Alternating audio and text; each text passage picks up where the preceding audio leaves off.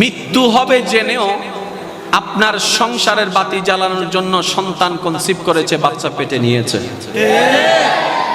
এই রকম পরিস্থিতিতে একজন স্ত্রীর সবচাইতে বড় শক্তির নাম হচ্ছে তার স্বামী।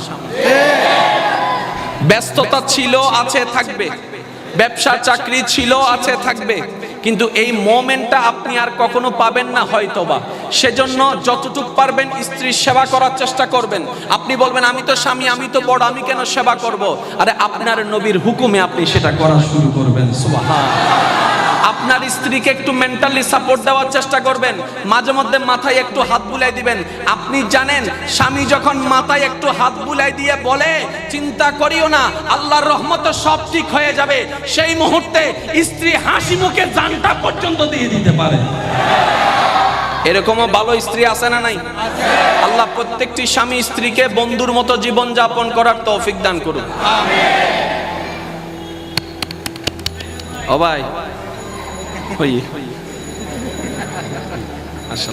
একবার বলেন আলহামদুলিল্লাহ। ভাইয়া কষ্ট পাচ্ছেন আপনারা আমার কথায়? কারণ আমাদের দেখেন না, অর্ধেক জীবন কিন্তু শেষ, বাকি আছে। এটাকে চলেন না একটু গোছানোর চেষ্টা করি। অন্তত পারি না পারি রবকে এতটুকু বলতে পারবো, ইয়া রব্বে করিম, আনতে পারি নাই তোমাকে রাজি করার মতো কোনো আমল, কিন্তু আমি চেষ্টা করেছি তোমাকে খুশি করার জন্য। রব হয়তো এটা দেখো ক্ষমা করে দিতে। আর একটু জোরে বলেন পারে কি পারে না? আরে যে রব ফেরাউনের মতো বাটফারের পর্যন্ত রহমত করে। সুবহানাল্লাহ বলেন আরো জোরে। আচ্ছা আল্লাহ যদি রহমত না করতেন ফেরাউন না খাইতে পারতো? আল্লাহ যদি রহমত না করতেন ফেরাউন না দেখতে পারতো? আল্লাহ যদি রহমত না করতেন ফেরাউন না নিঃশ্বাস নিতে পারতো? তাহলে যতদিন ছিল রবের রহমত নিয়েছিল, বিরোধিতা করেছে রবের, কিন্তু রব রহমত দিতে কিপটামি করেন নাই। বলেন সুবহানাল্লাহ। আমরা তো গুনাহগার হতে পারি, ইতের মতো তার বেয়াদব না। মনে রাখবেন ভাইয়েরা, গুনাহগারের মাপ আছে,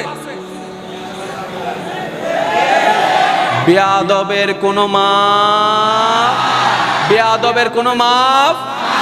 এটা শুধু আল্লাহর কাছে না, আপনাদের কাছেও একই অবস্থা। ভুল করলে okay fine, sorry, okay, it's okay. যদি বেয়াদবি করস টুসাই রে, বেয়াদবি সহজে কেউ সহ্য করতে পারে পারে পারে। এবার ইমানদার ভাইয়েরা একটু কথাটা মনোযোগ দেওয়ার চেষ্টা করবেন। আমি যে কথাটা বলছি, প্রত্যেকটি ক্রিয়ার একটি প্রতিক্রিয়া আছে, প্রত্যেকটি ঘটনার পিছনে একটা ঘটনা, প্রত্যেকটা কারণের পিছনে একটা কারণ। আজকের যে আয়োজনটা আপনারা দেখছেন বাস্তবতার মধ্যে সামনে এসেছে, এটার পিছনে একটা ঘটনা আছে। হয়তো কোনো একদিন দুইজন পাগলা বসেছিল, বসার পরে বলে যে চল আমরা একটা মাহফিল করি। ওই যে কথা 3 মাস আগে, ওই 3 মাসের কথার প্রতিফলন হয়েছে আজকে যে সূর্য আমরা দেখতে পাচ্ছি। যুবক ভাইরা গভীর মনোযোগ। যে সূর্য আমরা দেখতে পাচ্ছি, যে চন্দ্রের পূর্ণিমা আমরা দেখতে পাচ্ছি, যে বাতাসের ছোঁয়া আমরা অনুভব করছি, যে পাহাড়ের বিশালতা আমরা দেখতে পাচ্ছি, যে সাগরের গভীরতা আমরা দেখতে পাচ্ছি, যে প্রাকৃতিক নিয়মের গভীরতা আমরা দেখতে পাচ্ছি, যে প্রাণী জগৎ আমরা দেখতে পাচ্ছি, এটা একদিনে হয় নাই, এটা একদিনে হয় নাই। এই কথাটা এতটুকু মনে রাখেন, তারপরে এই কথাটা একটু বোঝার চেষ্টা করেন। যারা আর্টসে যায় তাদের ভিতর দুইটা জিনিস নাই, কমার্স এবং, জোরে বলেন কমার্স এবং। যারা কমার্সে যায় তাদের কাছে দুইটা জিনিস নাই, আর্টস এবং। যারা সায়েন্সে যায় তাদের কাছে দুইটা জিনিস নাই, আর্টস এবং। এই কথা নিয়ে কারো কোনো দ্বিমত আছে? এবার বলেন আর্টসের বই সকালবেলা দেখবেন অনেকে ওই নার্সারিতে যায়, ব্যাগর বারে বলেন না, শেষ পর্যন্ত বাচ্চা যখন নিতে পারে না, বাচ্চার মা লয় আহ বই হন্ডা যাইতে লাগবে দেয় অদায় স্কুলু, তাহলে এই বয়স স্কুলু অদায় ন তোমার বাইনে যাত দে, তো জিরে ব্যাগ আলগাই না ভারি দিয়ে ফরা হতুন আলগাত দে। কথা বলেন না রে ভাই? যে ব্যাগে আলগাইতে পারে না সে পড়া কেমনে আলগাবে? আগে তো আমরা একটা লেভেলে যাওয়ার পরে আমাদেরকে কঠিন সাবজেক্ট দেওয়া হতো, এখন শুনেছি 1, 2, 3 ভিতরে নাকি সায়েন্স ঢুকাই দেওয়া হচ্ছে। মানে একদিনে সব খেয়ে ফেলবে, একদিনে সব খেয়ে ফেলবে। এটা সিস্টেম নয়। প্রত্যেকটা কিছু সিস্টেমে আনেন, দেখবেন যে সবকিছু গোছানো হয়ে যাবে। আর সেই সিস্টেমের মধ্যে অন্যতম ফর্মুলার নাম হচ্ছে ইসলাম। ইসলাম কোন ধর্ম নয়, ইয়া হদু না নামে মামলা দিব চাইলে করে চাইতে কি হদই কি হর।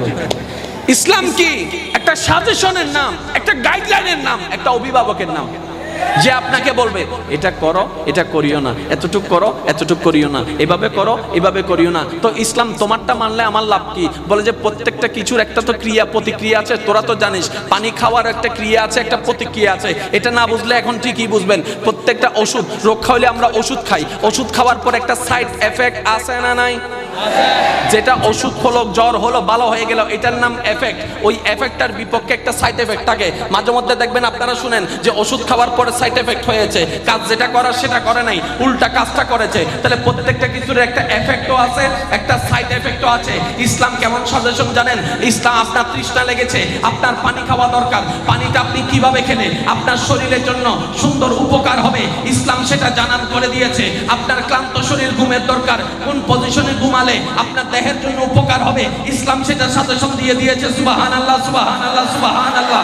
আপনাকে ইসলাম সাজেশন দিয়ে দিয়েছে। আপনার ক্ষুধা লেগেছে, কোন খাবারটা খাবেন দেহের জন্য ভালো হবে, ইসলাম আপনাকে সাজেশন দিয়েছে। কতটুকু খেলে আপনার দেহের জন্য ভালো হবে, ইসলাম আপনাকে সাজেশন দিয়েছে। কোন পজিশনে বসে খাবার খেলে দেহের জন্য ভালো হবে, ইসলাম আপনাকে সাজেশন দিয়েছে। খাবার শুরুটা কিভাবে করবেন, খাবার শেষটা কিভাবে করবেন, ইসলাম আপনাকে সাজেশন দিয়েছে। বিবাহটা কাকে করবেন, কাকে বিয়ে করতে পারবেন না, কোনটাকে করলে উপকার হবে, ইসলাম আপনাকে সাজেশন দিয়েছে। তো ইসলাম মানে কি? একজন মানুষের জীবনকে পারফেক্ট করার জন্য যে ফর্মুলা, এটার নামে ইসলাম। ইসলাম মানে শুধু বেনো। আচ্ছা, যারা মানুষ আছো না ভাই, তারা একবার হন মারহাবা। মানুষ তো বহুত আছে দের, অবাই দিয়ে বালা হতা ফকেট সাবধান। একটা আবার আর নামে মামলা দিবে, হবে তো মোকারম বাড়ি হুজুর ওইসো ওইতারা হন্ডে ওই উতরাছ। মাশাআল্লাহ, ঠিক আছে ভাই, বহুত কষ্ট করছো তোমার। একবার হ মারহাবা। জন্ম আমার নবীর যুগে হলে হতো, জন্ম সবাই সবাই সবাই, জন্ম আমার হলে কেমন হতো, দুনয়নে দেখিলে, জন্ম আমার নবীর যুগে হলে